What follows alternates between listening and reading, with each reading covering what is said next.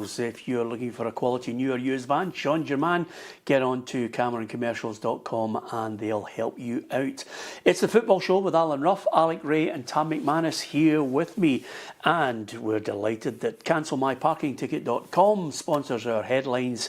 And if you use the 20% discount codes, you'll get a special PLZ customer rate. So all you do, go in there, put your code in, PLZ20 until the end of March, and they'll take up your case for you. Simple as that. And the headline, Steve Clarke names the Scotland squad for the upcoming friendlies with a surprise inclusion. We'll discuss that shortly.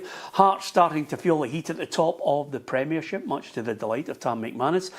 Yang helps Celtic see off Motherwell. Romans wins it for Rangers at St Mirren. Top and bottom still not decided. 8 games to go. Give us your thoughts on it as well. We'd love to hear from you. There's so much to talk about. And of course, over and above that, I'll be reading out some of your messages as well. Thank you to so many of you for near and far, just giving us a big hello, and we'll be mentioning that very shortly to you. I'm going to start off with a couple of people who sadly passed away. One of them is Gordon Wallace. It was a lovely tribute at the ground where Dens Park, where he played for Dundee, and of course he also played with distinction for Dundee United as well. And quite a lot of people remembering him with great fondness. He was a fantastic player. My memory, Roughie, is of him scoring that goal in 1973 for Dundee against Celtic to win the League Cup, and the captain of Dundee that day was Tommy Gemmell. Yeah, I remember that game. I think it was pouring rain that day. The conditions were terrible. He scored the winner, obviously. But any time you go up to Dundee and you go in, and you would know Alec, we've been up at Aberdeen. You know, he was at the club for a long, long time. He was coaching. I think he was the assistant at one time. I don't know if it was with Jockey Scott. But no, we will be remembered in Dundee. Yeah, absolutely. I was lucky enough to be in his company on more than a few occasions talking about football, and he also forms part of our quiz, which we'll get to in a moment. But one of the other people I wanted to mention on the programme today, and it's a sad day when you lose to, it's fair to say, giants of the game. Jim Fleeting, the ex-Kilmarnock manager, sadly passed away at the age of 70. Now, Jim himself obviously is Kilmarnock manager, but you look back at his playing career as well, United, Clyde and Morton, and over and above that, I remember him more often than not with the SFA, Director of Football Development. He worked there until 2018, and I always remember him annoying the life out of me, saying, go and do your badges. He wanted me to go and do the coaching badges, and he was so instrumental in so many players taking it up. He was a fabulous man. Yeah, listen, I know the both of them. It's a bad loss for football. Stubby was a lovely fella as well, and I spoke to my old sidekick, David Farrow, the other day, so hopefully we can get up to pay our respects. And obviously Jim had done all the coaching badges, but he was always putting a wee dig in, Jim. You know, he was always trying to kind of test you, and he was always quick to point out as well where you were going wrong, because I think he was at the SFA for a long time. You know, I was doing my badges over numerous years, so he's obviously, I know he was going through a difficult time. Colin Stewart, you know, I was his father-in-law, and he was saying he was kind of going through a difficult time, so it's really sad. And 70's no age at all, really. No, absolutely not. It's still young. And Roughie, we had him on the show a couple of times as well, and I just thought he was absolutely magnificent. Yeah, had some great stories. In the coaching side, the SFA, I think he brought the Jimmy Bones and all that through, the coaching badges and all that. And then when he went to America, I might be wrong saying this, but him and his brother introduced a bottled beer to American the contingent over there, and that was the business that they were running. They were introducing this, manufacturing this beer. It was in America. I can't remember the team he was with over there, but I met him in an aeroplane once, and he was telling me what they were doing and everything. But I think it was more of the SFA and the coaching side that everybody will remember him by. Yeah, absolutely. Always, it was always good fun when you were on the phone to him, and he had a good bit of banter for you as well. And of course, listen, he signed Tommy Burns for Kilmarnock. Yeah, listen, I think he's fondly remembered, you know, at United and Kilmarnock. You know, he served both with distinction, and obviously I done my coaching badges with Jim Fleet. I think everyone who's either done a B licence or an A licence has probably done it under Jim or Donald Park or somebody like that, Jimmy Bones. So yeah, it's a sad loss. Same with Stubby. Stubby was a coach when I was at Dundee as well. Really, really humble guy. You'd never have known how good he was. He scored a winner in the cup final against Celtic. Never mentioned it. You know, you would just think that, you know, he didn't play football at all. So really, really humble guy, and as I said, I'll try and get up to that as well if I can. His funeral and paying my respects as well. You said the words, you summed it up perfectly, humble, because Gordon Wallace is part of our quiz today. And, you know, again, you'll be absolutely surprised by this, lads. I used to go and say to him all the time, especially if we were in company, because I'd like to mention... He's also a sports writer, is he? Yeah, absolutely. But the other thing about it, which when he was in my company and somebody else was there, I always tried to highlight to them how good a player he was, because the quiz question is quite simply, how many goals did Gordon Wallace score in his career? Because at one point, before McCoist, he was the all-time top goal scorer in the league. Oh, you need to put up multiple choice for these two, because they'll be miles off. Yeah, absolutely. But, I mean, so there's your quiz question for today, courtesy of Elite Joinery and Fire Protection. How many goals did Gordon Wallace score in his career? Roughie, do you want to have a go at this one? 160. 325. 325? 250. 250. Okay. Now, did you think you've got prior knowledge or something? No, I'm just a guess, but I think he scored a load. Yeah, he did. He scored an absolute barrel load. Quite a lot of people saying Tam looking smug today. No, I'm not having 300. Use 300 and... You're He's the all-time scorer. Let's score the I would 100. say his career would have a jobber. been 10 year. If he scored 20 a year, that's 200. Can I just say something to you, Roughie? You are so far wide of the market to find. No, that's not the first time, is it? He must have scored a rake of goals. How many years, the professional career? It'll be 20, no? It'll be 20, Easily, yeah. By the way, I mean, absolutely banging goals in right, left. That's why do you think he's an absolute legend? But again, humble. Never mentioned it. And I always used to say to people, by the way, top when scorer. you said he was humble, that's why I went low. Yeah. Shocking. Absolutely. Would you go 125? 194. And, by the way, You did not. He's changed it. 194. 160. Don't You said 160 or you're a cheating. Yeah, calm down. You keep your Hold on. language for later on when we talk about the Jambos. He just went up to 230 there. Yeah. So thank you to so many. Thank you to so many of you. And I think Jim Cunningham just says Hearts are still top. Jim, you're absolutely right. We're not going to argue with you on that because For the time being, we've. Easy, Tam. Yeah, no, calm down, calm your jets till we get there. Okay, the results from the weekend. Here's how it all panned out with the results. Aberdeen 1, Falkirk 1, Celtic 3, Motherwell 1, Hibs 0, Livingston 0, Kilmarnock 1, Hearts 0, and then on the Sunday it was St Mirren 0, Rangers 1, and Dundee United 2, Dundee 2, Dundee United 2 at Dens Park, which was just absolutely incredible. So there's the results over the weekend. And for the benefit of anyone who's not quite sure how it all looks in the table, Roughie, here is the table for the Scottish Premiership with Hearts on 63, Celtic on 61, Rangers on 60 and Motherwell on 53. And then at the bottom end, suddenly it's getting really interesting. Livingston on 15, Kilmarnock 24, St Mirren on 24 and then Aberdeen on 30. So as you look at that table, it's getting tight at the top, Tam. Yeah, it's a thrilling title race. It's been a long time. Obviously, you yourself and Roughie are a lot older than me. You probably remembered Dundee United or Aberdeen going for it with the old firm. But I can't remember my lifetime having a real title race with 3 teams in it. So I think it's amazing. I think it's 3 points separating the top 3, 8 games to go, all to play each other. You know, it couldn't be better. A better programme for the league. You know, so.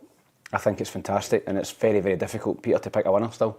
Yeah, absolutely. Thanks to so many people who are offering their thoughts on this. Aurora is a big Dons fan who says, awful defeat for Hearts, so let's talk about it. Kilmarnock 1, Hearts 0. Did you see that one coming? I know how difficult it can be down in the AstroTurf, but the way that they were digging out results, Hearts, I think it's a bit of a surprise. But having seen the game, it didn't surprise me because I thought Kilmarnock were excellent. I thought they went about their business really well. And they get after Hearts. They made it very difficult for them. And I think it's a massive 3 points. Because we've sat here for weeks now saying, if Kilmarnock could nick a point, nick a win, then all of a sudden it drags St Mirren back in. But then you just look directly above and you think to yourself, ooh, Aberdeen. And I think that's the reason why they have dived in and got Stephen Robinson so quickly. I think in an ideal world they would have been waiting till the summer. So you say at the top, it's absolutely sensational stuff. You know, every week we sit here and go, ooh, bottled it, they're doing well, they're back in it and so forth. But I think the bottom's heating up really nicely as well. I think the good thing about it at the top, there's none of the three of them showing championship form. There's none of them rolling people over. There's nobody that are getting results here and no getting results there, and that's what's making it exciting. Well, when you look at it, you know, if you're going to win a game, you need, as we've been talking about week in, week out, Tam, you need somebody to put a brilliant ball in. And it was a great ball in there for Michael Schoening-Larsen to sneak in at the back post and finish it off. And more down to poor defending, or is it one of those? Steinbinder, was it? I don't know the boy's name. He just dropped him.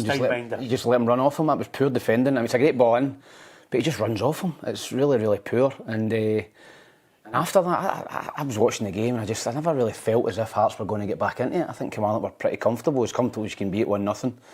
I think it was interesting at the start of the game that Kilmarnock won the toss and flipped it and had Hearts shooting into their own fans the first half and not the second half. I think you've seen it yesterday, Liverpool, Tottenham. I don't know if it's just clubs cottoning on to, you don't want to be shooting into a large support in the second half. The cop. Yeah, and both teams, you know, obviously Spurs got a result as well. So yeah, listen, it just adds to it. You know, Kilmarnock are picking up points. I thought they were well worthy of it. And, you know, it's I don't think it's bottle job for Hearts yet, but they've got some big games coming up now, and that was a real opportunity for them to put pressure on Rangers on the Sunday. They didn't do that. Braga. I was just going to wait and Braga. that, yeah. I mean, honestly, Roughie. I think don't know. fair play to the boy. He stayed up. Oh, fair. But even by credit staying up, should he still have got a penalty? No, I think you've got to stay down. He's made the effort to get up, you know, because he thought he was obviously going to get it. He's fouled, but He's fouled. I think the two toes touched each other. What you've got to say is it enough to go down? Well, clearly, to get a penalty? because he did go down. No, but what I'm saying is, but what I'm saying is, if there's no contact, he doesn't start doing all that. No, exactly. Do you know what I mean? So the contact has resulted in him trying to keep his balance. Yeah. But ultimately, it stopped him from naturally running in. I thought it was a penalty beforehand. Well, again, it goes back to a clear and obvious error, and the referee's clearly not seen that contact. Yeah. So for me, they should go to VAR and recommend an on-field review for me. I thought so as well, Tam. it's a penalty kick, Peter, and you shouldn't need to go down. It's like, I've said it many times on this show, it's like one-on-one with the goalkeeper, you go round him, he clips you, you don't go down, but you end up going too wide and miss it. Yeah. Well, you should still bring it back and say, right, without that contact, he'd have scored. So you bring it back and give the penalty. So I thought he was too honest, and I'm absolutely certain that Derek McManus would have said to him at the end of the game, why did you know? What are you doing? Yeah. Next time, just go down. Yeah, I mean, Brian says Peter, Hearts are only top of the league because Rangers and Celtic have been so poor. Yeah, I mean, that's not Hearts' fault. You know, this is the way the league is panning out. You know, That's not really true, is it? Well, Because the thing is, if you look at Hearts, when has Hearts showed a consistency like this? Oh no, they deserve credit. I mean, this is what Brian's saying on the feed. I mean, they deserve credit because they've been absolutely consistent. But it probably would have been a situation where they're consistent and Celtic and Rangers usually Are better than what they have been, you know, and that's the problem. They've been dropping points elsewhere while Hearts are steaming on and beating teams that Celtic and Rangers have been slipping up at. But suddenly now, you're getting to the business end of the season, Roughie, and these two horses are coming off the rails. Yeah, but I mean, Celtic and Rangers don't usually lose that many games in a season. I think Celtic are up at 7 or something like that. I don't know. I think Rangers are it's only 2. Rangers have only lost 2. No, Celtic are up about 7. Yeah, but the thing about it is The draws are killing them all down through it. And if you look at it here, as I split it up, we can put the actual league table back up and let everybody have a look at it as well. But if you see the league table here, Celtic have lost 7, drawn 4. Rangers have lost 2 and drawn 12. I mean, that is incredible. That's what's really... When the Rangers draw 12 games... and I think there was a large proportion that would have been under the previous manager. Yeah, but ultimately, it's a squad of players who have drawn all these games over the course of, 30 games now. So, but the great thing about it is Hearts still have to take the advantage You know, even though the two of them have been poor at spells throughout the season, and you were saying the other night that no one's really shown a consistency. I think when you look at Celtic, I feel as if Celtic are showing a little bit more of a spurt now. I feel as if they can quite see the line. I think they've got the momentum. They've got the momentum out of three right now. I think Celtic have got the momentum to go and win the league. Well, Hearts' next game is Dundee at home, Livingston away, and then Motherwell at home. Roughie. Well, the Motherwell one looks. I mean, Motherwell one. I know it's at Tynecastle, which is a wee bit an advantage there. It depends if Motherwell can pick themselves up after the two defeats, which hasn't happened to them this season. So it depends on how they react. I thought they played relatively well before we go into that, but let's see if they can kick back. Yeah, I was there at Tynecastle when Motherwell, early on in their campaign of getting used to them. They were 3-0. I thought they could have been 5-0 up at one point. They were absolutely magnificent. Then Derek, to his credit, made changes, managed to get the squad to do things, which I think has been the key for Derek this year, this season has been, he's used the squad effectively. The subs have come on and made a difference, but he also had Devlin and Shanklin in there, and they were so big, and they're back training this week. Yeah, I think the problem for Hearts is the injuries to key players. I think if you had them over the last 5 or 6 games, you'd certainly get more points than you've got. I think Finlay, Devlin and Shanklin, it's the spine of your team. It's your 3 best players. But particularly for me, Shanklin, I feel as if Hearts are just missing that wee spark in the final third. And both of them are training. I think Shanklin coming back gives him a massive boost. I think he's a terrific striker. I think he's a captain. I think he'll give Hearts a boost at the right time because they are faltering a little bit. But I think with him and Devlin coming back possibly against Dundee, it could, if they win, it just gives them a lift and could give them momentum again. Sometimes it's just a goal, it's a draw, it's a win. It's where he pops up, you know. I like Shanklin. I like the fact that he drops in and creates spaces for others as well, and his variation of goals, because he can score them all. You know, he can shoot for distance. He can hit the poacher's goal. He can do the link stuff. And I think when you look at the balance of the attacking boys for there, you've got Kizarides off the left-hand side, Braga coming off of there, and he does links it all with them, kind of causing all sorts of problems. So I think Shanklin for me, because I actually think the boy Leonard's done really well for Hearts. I think he's come in. I actually think he's... Would they play a 2? It depends on who they're up against, but you know, you'd like to think that because it'd be harsh on them. Sometimes you go with a 6 and 2 8s, and that would allow you to dominate, or you go with 2 6s and an 8. So it kind of fluctuates, but I'll be fascinated to see what Derek does once he's available, because I just can't see how you can take Leonard out. I think he's been really, really good. Yeah, absolutely. Okay, St Mirren 0, Rangers 1. Just before we talk about that, I forgot to ask you, have they blown it? Is this the crack? No, not yet. I don't think. I'm keeping my powder dry. Still think? Keep my powder dry. I just don't think so yet. There's still 2 points ahead with 8 games left, but the next 3 games, they've got to take at least 7 points to 9 points. If not, forget it. I've bottled it. Okay, it's amazing. We should do a pre-show.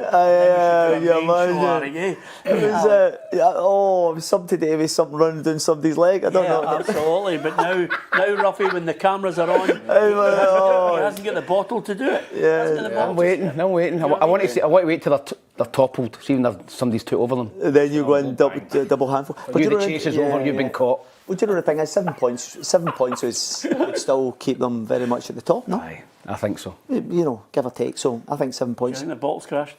No, I don't. And the thing is, they're going to get these boys back at the right time as well. So for this run in, I think, Peter, honestly, we sit here every week and we look at it, and people are dropping on a regular basis, and I think that's the beauty. Or they've dropped 2 points, and then you've got a wee chance again. If you'd have said to Rangers fans on the back of a couple of poor results against Celtic, they'd be going, oh, that's it gone. And then it wasn't scintillating, and we'll get on to that yesterday. But then you're going, whoa, back in the title race. You know, so it's almost... next 2 games at home. Aye, Aberdeen, Dundee United, and then obviously away to Falkirk, which is a tricky place as well. So I think it's all bubbling along. Celtic still have to contest with a midweek game thrown into that because of the Scottish Cup semi-final. So I think there's all these factors, and Celtic will obviously try to get McGregor. So people will be trying to get their key players back for this vital run-in. Roughie, blown it in your mind? Yeah, no, I don't think so. Again, we're looking for a reaction. You know, as I said earlier, they've not had 2 defeats, so they have to react to it. You know, I think Shanklin coming back. I know the wee boy Devlin, but he was standing trackside the other night, still holding his crutches. So, I don't know how far away he is. He was back in training, no? Well, he was back this week. Well, he was standing with crutches at touchline at Kilmarnock. There's a photo in the papers, so he can't be that near if he's in that state.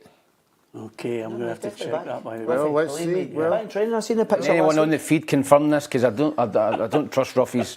Roughie's got the daily record for 6 honestly, weeks ago. It could have been Kabori, it could have been anyone. It could have might not been Devlin. Or it could be, let's- by the way, could you hold those crutches for me? Finally, it could have been anybody. well, the proof will be this week. Well, Wait listen, until Friday. We will wait to see, but coming back, if he is in the side, it's different. He's a driving force. Yeah. You know, the thing is, because it's he technically, you wouldn't say he's the most technically gifted player, but he just drives and gets the ball back and gives it to I think Derek McInnes has actually, to his credit, I think Derek McInnes Become a better player? No, he's changed what he's doing. He's basically said to him, from before, when he was a midfielder trying to do things that he wasn't capable of doing, what he's done is he's sat him in that McGregor role and said to him, right, break up play, take it off the back line and then play the passes. Yeah. You know, whereas, as you know yourself, if you are further forward in the midfield, your role becomes different. No, he can see some of the midfield now, where he sat him just in front of the back four and said, you take it and build it. No, and I think that's credit to Derek. He's recognised what his strengths are. And for me, as I said, I think Leonard is a better technician, but Leonard's not got the tenacity and the ball retention. He's got a wee bit of needle like yourself. I like Devlin. that. Oh, no, I like it. And do you know what else I like about him as well? He's willing to play the game, if you like. You know, the kind of sledging and saying wee bits back and up to people and all that. And I don't mind that because I think that creates a lot of... That's what you're all about. I'm just about to tackle you. The fans love it as That's well. in the warm-up. But this is the thing, and I think it's a real important, and I think it's a factor that midfielders are lost because you think about all the good players over the years. You know, you look at Lennon, who's always in your face, and you look at Scott Brown in your face. McGregor's got an element of it as well, and I think if you've got guys that are willing to kind of sledge people and get in people's faces, it can be intimidating. Driving. St Mirren 0, Rangers 1. You know, the back line looks good. Butland fairly untroubled throughout it, Tam. All it needs is one goal and then you have to defend it. And Rangers, to their credit, they're grinding them out. Yeah, comfortable win. I thought even 1-0. I don't think St Mirren had a real clear opportunity over 90 plus minutes. So that's credit to Rangers. The way they defended, they have been solid defensively in the last 2 or 3 games. By the second half against Celtic at Ibrox, they didn't really look like conceding a goal in the Scottish Cup game. So yeah, I thought poor game of football. I think the wind was blowing, the pitch was poor. It's never going to be a good game at St Mirren. You know, no disrespect to them. And Rangers just got what they went for, 3 points up the road, and kept the pressure on the two teams above them. It was a must-win for Rangers. They're all must-wins now, and they went and they got the job done. Should they have had a penalty? This is the one, Peter. We're obviously speaking about Dundee United game. Very, very similar situation with Simon Murray. They give a penalty. This is about this very similar for me. They don't give a penalty.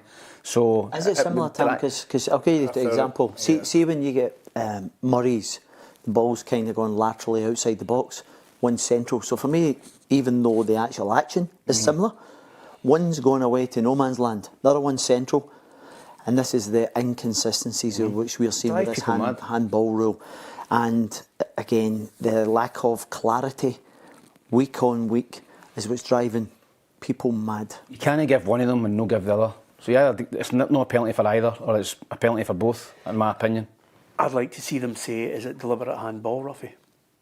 Yeah, I think that would... I don't think it comes into Peter deliberate anymore. No, I don't. No, but I'd don't like we to go see back that. to that? Well, Do you know again, what I mean? but that'll go back to the referee going, he meant that, and the other guy going, did he? Well, you're in a situation where people are battering the ball off somebody's hand now, A couple of a yard. and the guy's going, it's a penalty.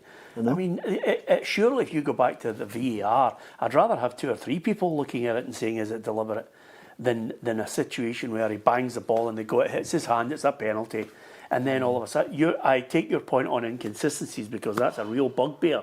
But Simon Murray, Gogic as well, you're saying to yourself, belts off their hand, is it? I mean, realistically, Rangers fans are looking and saying, that's a penalty, because everywhere else you're getting penalties for them. Yeah, well, again, it's the VAR have to come out and give us a wee bit of dialogue. You know, why is it different? Like Tam's saying, it's similar, but you want to see what the VAR boys are saying. What they're saying is different that we're not seeing. You know, I think it was unfortunate with the deal with Murray. I think if that had been a defender that was out there, he probably had his. You think? No, the way the defenders come out now and have their hand behind. But normally, he's ready for that. But normally you come out when you're stopping a cross. Yeah. The ball's getting played into the white guy. It's not even as if it's going to be crossed into you. It's going away for your box. No, and it's not as if he would intentionally go, I've got to block this going there, because everybody's still in the box trying to defend it. I've said a lot all along that. In that instance with Simon Murray, why not just get a direct free kick? I think giving I think giving a penalty for that is cheap, really cheap. Well, do you know the interesting I think thing you about overcomplicate it then. Well, see, the thing is, it's like, because you're looking at that situation, and he is so on-field referee. I can't even think who the ref was, but anyway, he's given it at the time he went penalty. He obviously review it and goes, we're sticking with the on-field review. Yeah. And then you look at the other situation that gets reviewed to VAR, and you go, no, not enough in that, or it's the natural or proximity. There's all these different factors that have to come into it. But for me, when I look at both of them situations, I think most people in the game will look at the games yesterday and go, how does that warrant a penalty, and then the next one doesn't, because they're very similar. Yeah. At the end of it all, though, as Danny Roll mentioned, it's 8 cup finals. It's something which we consistently, week in, week out, here on the Monday, we're going, can they win 9? No. Can they win 8? He's still banging them out there. Yeah. Well, do you know the interesting thing about this? We sat here a couple of weeks ago and Tam come along the lines of they only need to win 6 out of 9, you know. But now you're looking at this and going, whew, this is a lot tighter. Do you know what I mean? Because it was last week we were saying this, and it's kind of changing on a weekly basis. That's what I like about it. I don't think the 3 of them are capable of winning 9. The way they are now. The way they are. No, I don't think they are. I don't think once it comes to the split, we'll get some serious. Do you think results. Do you think there's going to be in the run-in now, Roughie? This is a great topic that you've thrown up there. Do you think in the run-in we are in a situation where all 3 sides could be losing as many as 6 points, sacrificing 6 points? Yeah, there's only 3 in it between Hearts and Rangers. There's only 3 in it, but we know anybody going to Motherwell's got a chance of losing. You know, it depends when you go into the split. Obviously, the way the games fall. You know, once that comes up, we'll get a better idea. Well, Hearts and Rangers are definitely going to Celtic Park. Celtic will have 3 home games. Well, that's what we're saying. That to me is a massive advantage, because they are all winning their home games. But can you see as much as 6 points of a swing with all 3 of them? Because Alec is saying, and we're all saying it's going to be really tight. In the next 9 games, 8 games. They lose 2 games, 6 points. All 3 of them. Or draw 3. Yeah. You think all 3 are... they're all capable, yeah. I know they're all capable. That's not what I'm asking. I think, well, let me say, yes, I think in the next 9 games, the 3 of them are capable of losing 2 games. There's only 8. There's only 8 games to go. 8. Well, 2 games, yeah. Yeah, 2 games, okay. No, listen, I think there'll be 2 and thrown as well. I think... As much as 6 points? Yeah, without a doubt. I think, you know, well, even if you look at form over the 30 games, there's evidence that they can drop these points. Even if you look to the last month, if you take Rangers, you know, on the road they were poor. An interesting thing about this is as well, Rangers are the actual top of the form chart away from home. Have Rangers to go to Tynecastle after the split? Yep, Parkhead as well, Tam. So Rangers, I mean, you're looking at that, and Rangers have got to go to Celtic and Hearts. You know, that for me makes them third favourites. You can't even look. I think that's a very tough run, and I don't know who. Are the other 3 games at home? Are they getting a 3 and a 2? No, Rangers. No, I think it'll be the opposite, won't it? It'll be 3 away Rangers will have and 2 at Ibrox. I think that's the way it works normally. Yeah. Listen, that whole permutation, it's usually 1 or 2 clubs that really are not in the mix that suddenly get something favourable. But this one is so tight that Hearts have still to go Easter Road. They'll be over it, and they'll be over it with a fine-tooth comb. I don't envy the people who have to actually come up with it as a computer and then a variation on it. That the human involvement as well.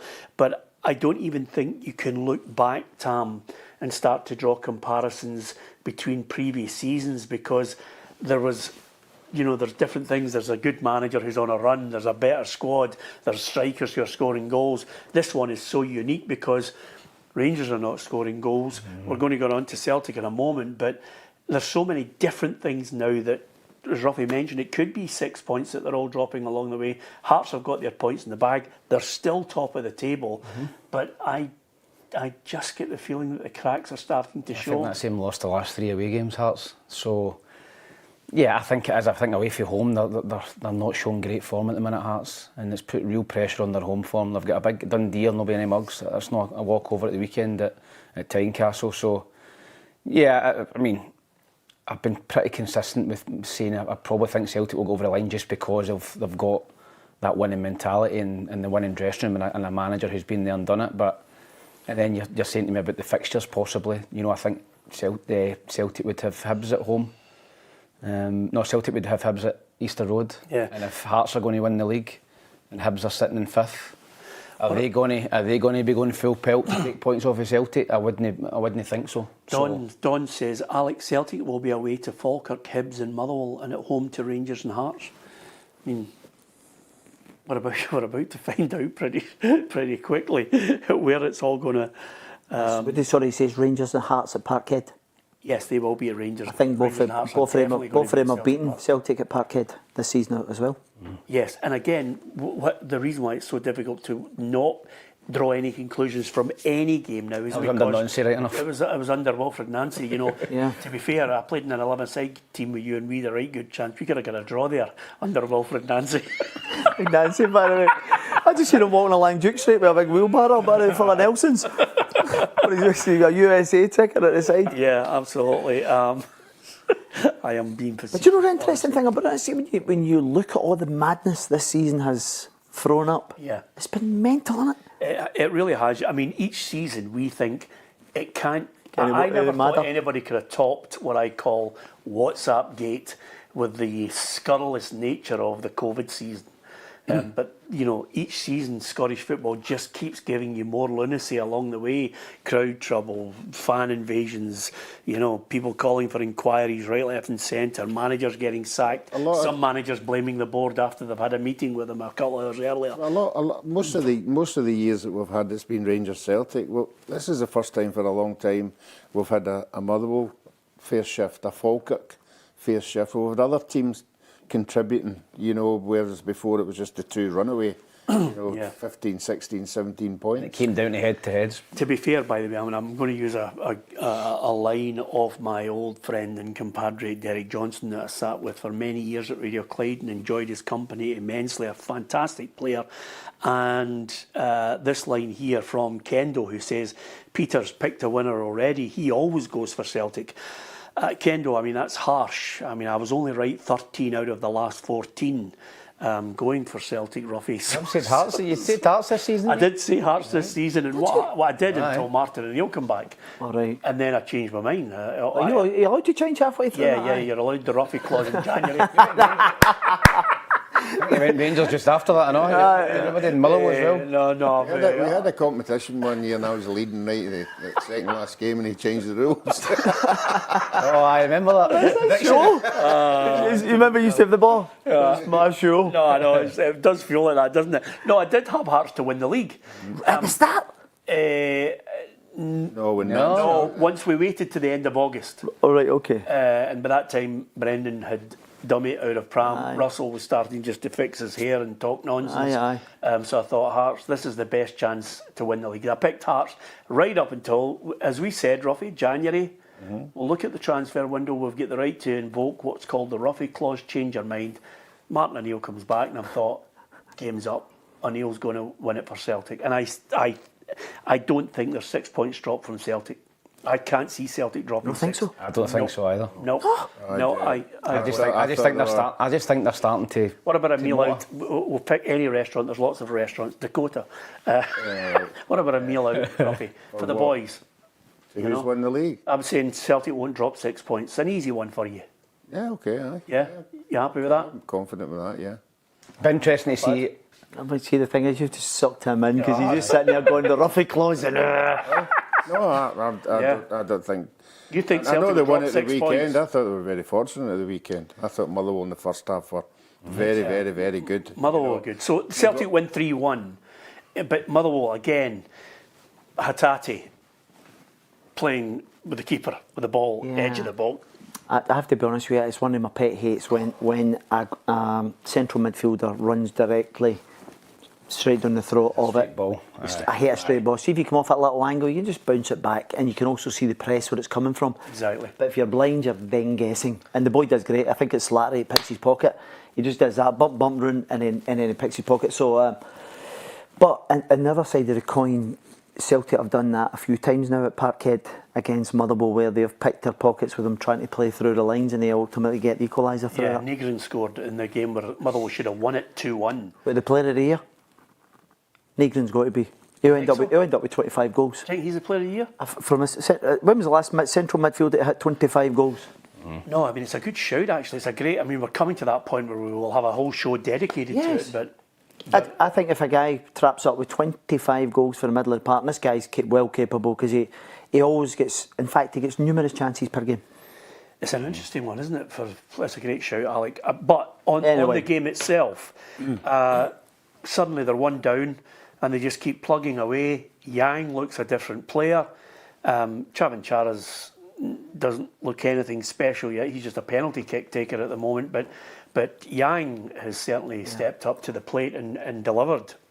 Yeah, he took his goal well, Peter, and I think both goals. I think he's been rejuvenated under Martin O'Neill. I think he was on his way out. Obviously, very nearly left in the January window. He was nearly out. Oh, it was the summer window. Sorry, he was nearly going to Birmingham. He was going to. So he was nearly out the door, and not a lot of Celtic fans would have bothered. They just thought, he's a squad player anyway. But I think that Martin O'Neill's getting the best out of him. He's filled him with confidence, whether that's Mark Fotheringham and me, Sean as well. But he looks a completely different player. He's confident, and as I said, the first goal takes it really well, puts it in the corner. Then the second one, lifts it over the goalie. So yeah, I think that. Listen, we'll talk about the penalty and the red card. That totally changed the game. Oh, let's talk about the penalty. Is that a penalty? Oh, it's a stone waller. I mean, it's horrendous defending for Longelo. He's not even looking at the ball. He's not even looking at the mat. He just wrestles him to the ground. And I think the red card is because it's not an attempt to play the ball. It's dogs on it. It's a denying of a goal scoring opportunity. That's where it comes under. Has to go. He's got to go. He's got to nod into the net. Yeah. Is he? And the evidence of this year.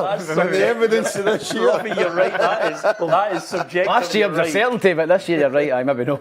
Part of the reason why we can say this with confidence is because the keeper was out for a taxi down London Road. He'd already came for it, Roughie. Absolute howler, didn't he? Wait a minute. Is that the goalkeepers union? Goalie? Oh, he made a mess of it, there's no doubt about it. Write that down. That's the first time you've said that in about 9 weeks, by the way. I wouldn't have came for it, I just left it. So very people that done their deal with it. Exactly. Red card, and of course Longelo has to go, and that clearly affects it as well. But I just get the feeling that, as Alex says, you're looking for players that everybody's trying to get back. That's what I'm saying. I mean, Celtic aren't any different for Hearts or Rangers. They've got players there. Their team selection, the 11's all over the place. They're losing their left back, the right back, the centre half, a midfield player, the guy up front, Tenecki. They're in the same situation. If they got everybody back, but there's no guarantee you're going to get them all back. Yeah, I like this one from Robert. He says there's a new slogan for the season: penalty to Celtic.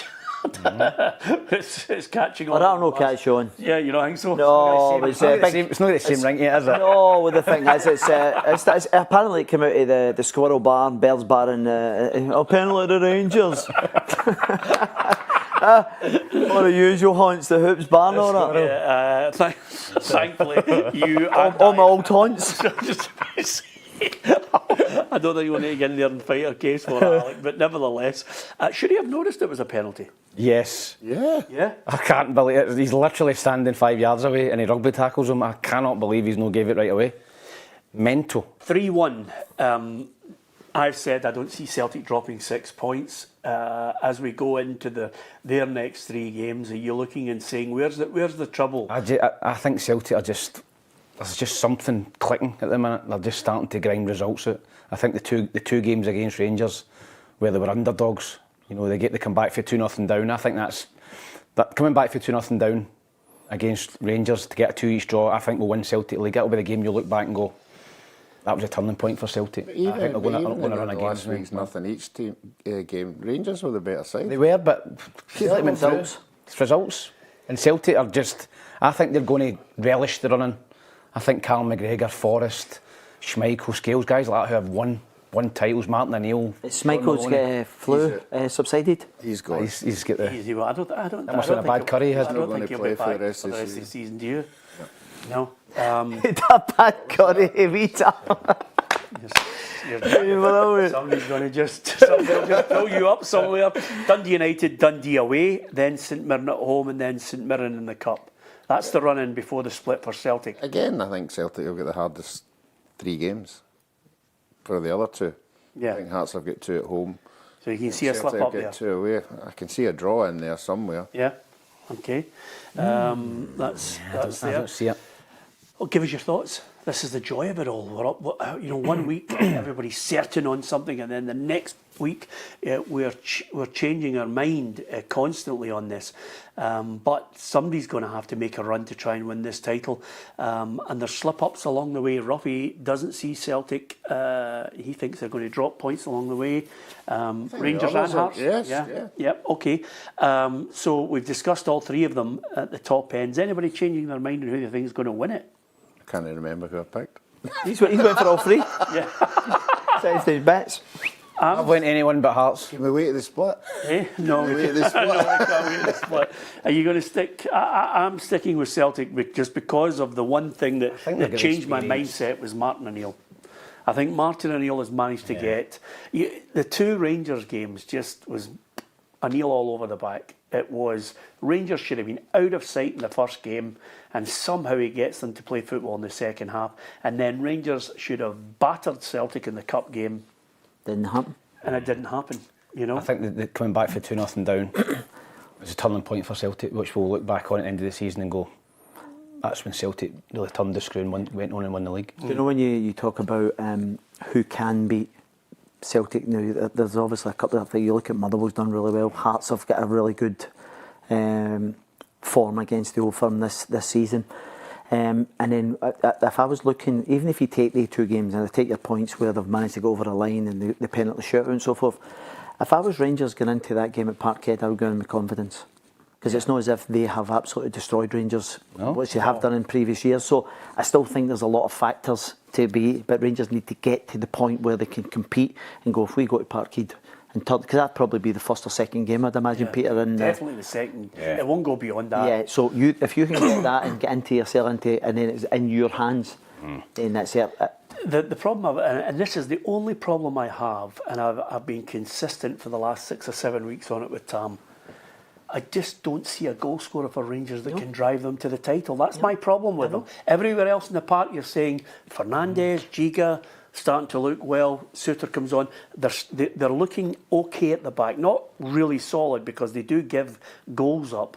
But I can't see somebody taking the bull by the horns in the front line. Yeah, well, I've said for weeks now, and I've said to you that I actually like Chermiti's thing. You see things in him. Do you remember he's still only 21? Yeah. And I see things and I go, this boy's got a bit. The one thing that I would love him to see more is there was a situation midway through the second half yesterday, and he receives the ball and he fires it out to the right hand side, and the guy's doing that, and he's just about to go down the right hand side, and he jogs. And by the time the guy goes past him, he goes, oh, I need to get in the box here. And he just flashes across the face, but he's about 6 or 7 yards off the... Whereas if he just sets off, bumps it wide and goes, bang, I'm going right into the centre of the goal. I just think he does a lot of his stuff outside the box. And see all the kind of top teams and top strikers for that matter, they do a lot of their best stuff in and around about the kill zone. Be a good foil for somebody, a goal scorer like a John Robertson or a Boyd or something. Somebody who would just... Poacher. Aye. I think he'd be a good foil, him playing beside him. Well, that's what you were saying when they played 2 up. Against Hearts, they did it very well. Nadiri drops in as well. The both of them are getting dragged towards the ball. Can I ask you this then? When you were there with Dad on it. Philippe Clement, All right, okay. did you get to a situation where you and Philippe would then go to the strikers and say, listen, you need to stop being outside the box? No? No, because we'd Cyril. Big Cyril was he was always in the kill zone. But he's 50 goals in 2 years, Peter. Yeah. So he worked extremely hard. And by the way, see if he'd have took the penalties, which a lot of number 9s do, Cyril would have been on about 75 goals. Yeah, because in 2 seasons. Yeah. Because Tav was obviously trapping up with 6 or 8 a season. So, in theory, and by the way, he was very good at penalties, Cyril. So he could quite easily have been hitting round about the 30 to 30 plus mark, and I think that's what a number 9 at Rangers should be looking for. But you'd think the coaching team there under Danny Rowe would be saying, listen, I'm sure they are, Peter. I'm sure they are. Stop going out in the channels. No, and listen, I just think if you're a number 9, you have to be in between the sticks. And see, when you think about where he's actually scored his goals, a lot of them are in that kind of, I know he's not scored a barrel load, but where they have been, they've been in about the box. Yeah. And again, it's like, it's these modern day number 9s, they want to kind of go and be in part of the build-up. Gary says Chermiti needs to stay in the box. Yeah, absolutely. Lots of people. Peter says Martin O'Neill is going to win the league again. And quite a few people are looking and highlighting Celtic don't have a number 9. All their goals are coming from other areas in the team. Yeah, I mean, that's a very good point as well. I don't think they do have a number 9. Just out of curiosity, Rob, have you ever seen a shot like Alex Oxlade-Chamberlain's that hits the post? It actually spun. It's a deflection. It spun. Yeah. And it's going right along the line. You've got half the stadium thinking this is a goal. I believe it or not, I think the goalkeeper got a touch on the post because it was like a daisy cutter, wasn't it? It was just kept picking up momentum. So, but when it started going along the line, fortunately for Motherwell, it started spinning out the way because I think everybody was waiting and it trundling over. The other thing about it as well is if Celtic win the league this season, Roughie, I think it's his greatest achievement ever in his career. Yeah. Is that fair? Yeah, I think it will be in the state that he came in at and with the injuries that he's picked up as well. He's not had the best 11 on the park since he came, I don't think. So, yeah, I think he I've been will in do. January. Yeah. Yeah. Give him, 5 loan players, 6 loan players. Never signed anybody for money. So is that good for the board then, Tam, if they're going to win it? No. No, I just, listen, I was just papering over the cracks. I don't think the Celtic fans will be fooled with that, but you're right. I think Martin, it will be some achievement for him. Am I right in saying that I haven't seen many protests in the last couple of weeks? Apparently the atmosphere at the weekend Banners, was I mean. excellent. No banners, no thing, no. I don't think. I think they managed to get rid of everybody they need to ban. I don't think. I think even if the Celtic board gave the whole of the United Kingdom the winter fuel allowance, I think there'd still be protests against them. I don't think they can do anything right at the moment, But Martin O'Neill is helping everybody paper over the cracks, and that takes the heat off the board. And I think they'll be absolutely delighted with the job he is consistently doing there after the debacle of Wilfred.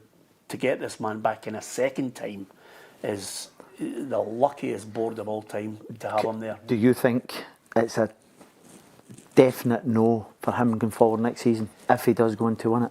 I don't. If he wins the league, there'll be a clamour from Celtic fans to say, go and get Martin O'Neill to give him a 2-year deal. It's his swan song. Can he do it to 75? You cannot write off just because he's 70. He's going to be 74 now, isn't he? 75, 76. Lots of older managers are able to go and still do it. He could certainly do it, but I think what will happen is he'll say thank you very much, take his bonus, and then it's a toss-up between. I totally disagree. Robbie Keane. Totally disagree. I think he's a certainty to be the Celtic manager next season if he wins the league this year.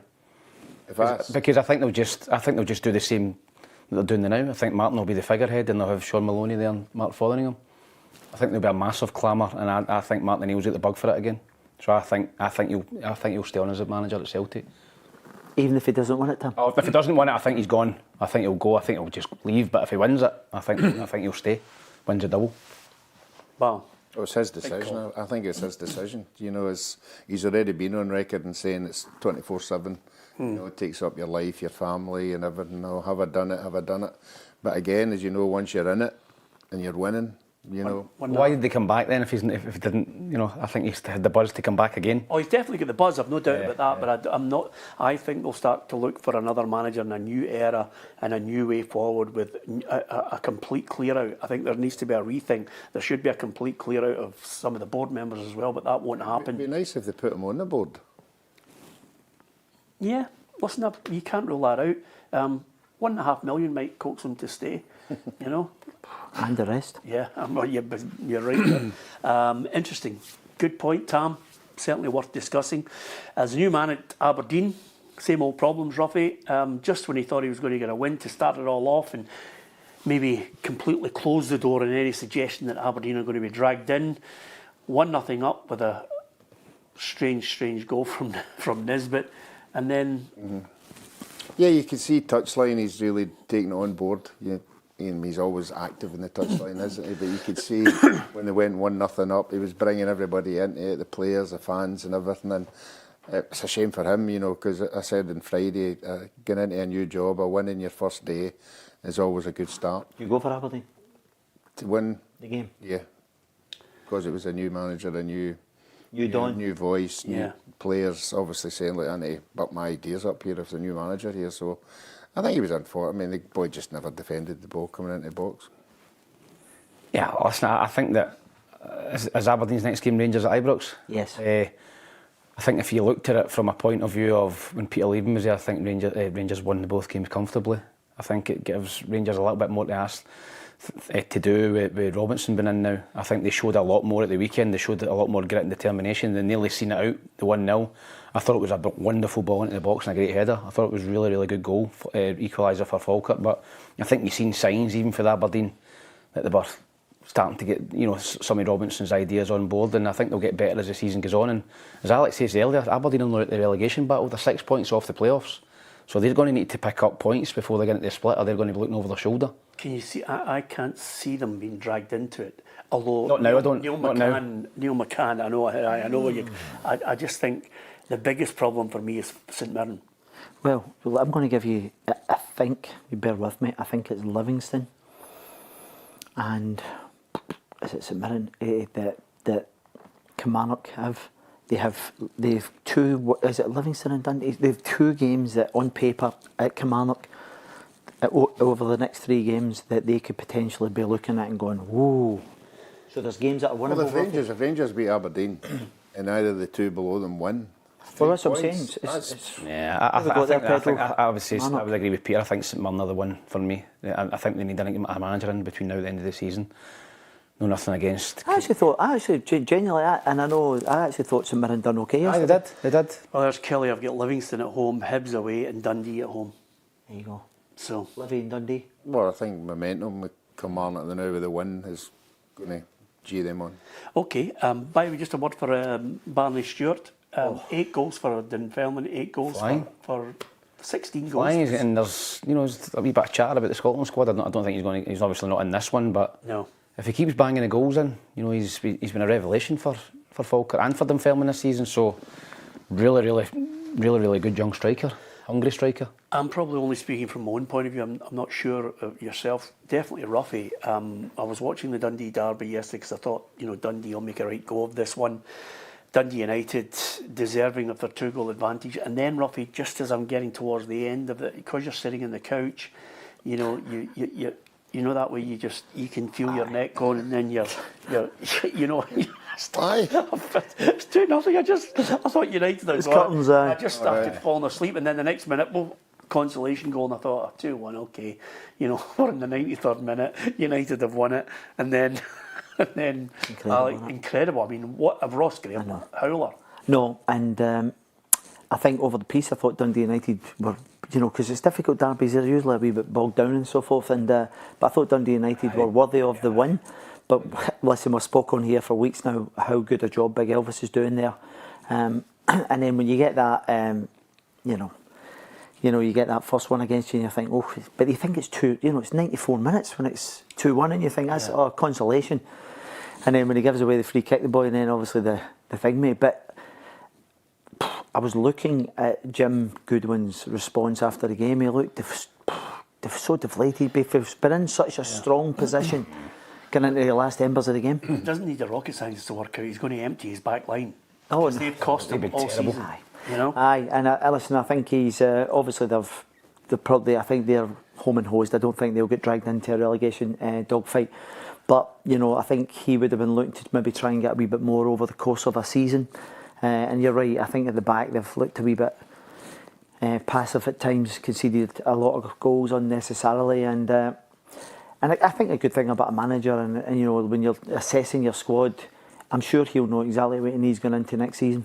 Yeah, absolutely. 2-2, it finished up there. And I'm looking at Hibs Livingston, Tam. I watched it. You watched it? I'm glad you've left it to the final game. Yeah. They should have won, Tam, no? They should have won. Jamie McGrath had 2 good chances. Well, not really chances. He had the post at the crossbar. Yeah. Saying didn't really create much. Livingston were quite happy to go there and park the bus and get a point, maybe nick something for a set piece. Big boy Muirhead had a good effort just by the post. Right, yeah. So, bar that, Peter, it was pretty dross, to be honest. It was a poor game to watch. And, Hibs had a real opportunity to close the gap on Motherwell, who they played at the weekend. And they've not done that the last couple of weeks. They've dropped 4 points when Motherwell have lost 2 games. So I think they've blown it. I think if they beat Dundee away, they lose the late goal, and then they beat Livingston at the weekend. If they won at the weekend, Tam, can they catch? Yeah, they're 6 points behind them. They've got to go to Motherwell and they can get it to 3, but they need to play a lot better than they did at the weekend. Yeah. You've missed it. Whoa. You're not going to move on, are you? No. The penalty? Aye. The penalty? Yeah. You can't get past this. Stonewaller. And I'm just about to storm out of this studio. Stonewaller. It's as clear a penalty I've ever seen. Are we talking about the Boyle one?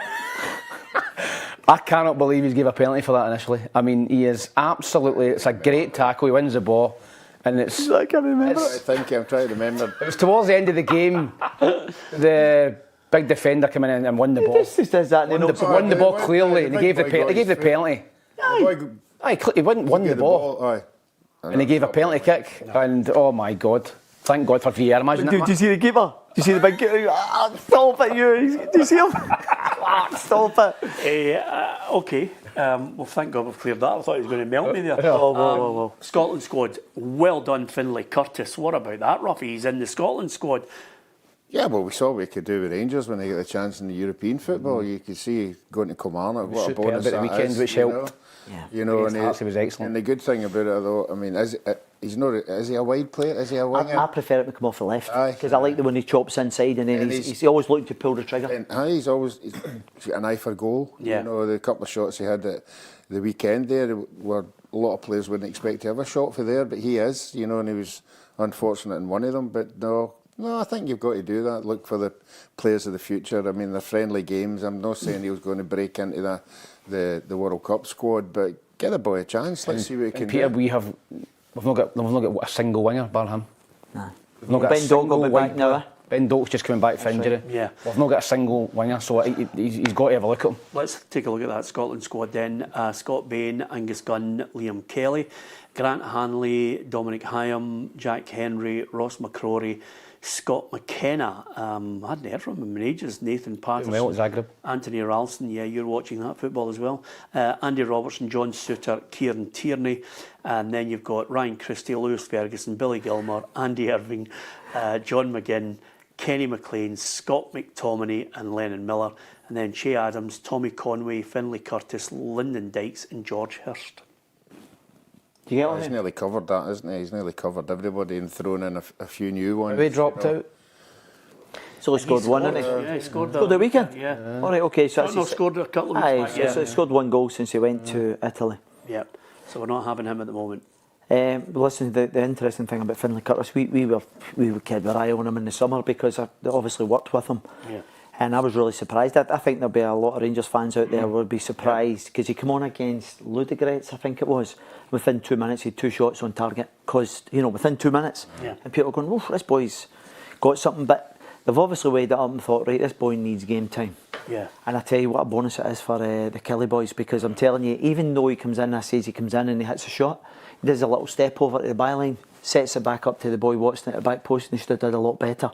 So, it's a boy who can go both ways. And when you're getting call-ups at this age and grown in stature, it's great for the boy. Yeah. Any questions asked the Rangers for letting him go when he's down the Scotland No, listen, Tim, I think that's a very valid thing. You look at Rangers in the wider areas, you think, a wee bit huffy-puffy. No one's really cemented. You look at Olsen, Gassama, Ant-Man. Yeah. None of them have really went... Asgard. Asgard's a 10 more, and he's more central as opposed to be in the wider ones, but again, he hasn't really. So this is a boy who can actually make something happen. So, okay, 2 quick things before we finish. One of them will be the quiz, but this one here is the Oscars. Roughie was last night, so I thought I'd give it best player, best manager, and best howler, and don't look, see if Alec can guess them. So best goal of the weekend. The weekend there? Yeah. In the Scottish Premiership. I've no idea. I've given it to Larsson. Right, okay. Goal. Did you love Larsson? Yeah, winning against. funny enough. Winning against. That's Michael Larsson we're talking about. Yeah, Michael Larsson. Michael Shunning Larsson. Yeah. Best player of the weekend. I'll go for Yang because I thought it was important. Yeah. I gave it to Finlay Curtis because if you get a call up, fantastic. I thought he was really good. Best howler of the weekend. It's a shoe in for you. Scott Bain. No, I'm going for Larry Lloyd, the ref. Lloyd Wilson, Hibs. Right, I've gone for Ross Graham because he fouls the boy and then heads the ball into his own net. Just to get any worse than that, does it, Alec? Well, listen, I think there was a few at the weekend. Best manager of the weekend? I'll go for Nearly McCann. Yeah. A big 3 points, especially against the top of the table. What Yeah. are you going for? Best manager? I can see them. But you can have a choice. Oh, best manager. I'll go Stephen Presley. What? Yes. For a 2-2? Yeah. Come back. They were lucky. They were very lucky, Dundee. Jamie, you've had a howler of a day today, by the way. You haven't put even me brushed your up hair. You talk to me. So, on that point, just to finish then, the elite joinery and fire protection quiz. Oh my God. How many goals has playing Gordon Wallace? That's up 300. 160 or something like that. Gordon Wallace was the top goal scorer in Scotland for a long period of time. Fantastic. 264 goals. I was closest, I said 250. Yeah, you were closest, Tam. What a man he was. Did you say 110? No, 170. I wasn't far away. Hey. Yeah. 98. Yeah, absolutely. To be fair, that was about 98. I know. You said I went the other way.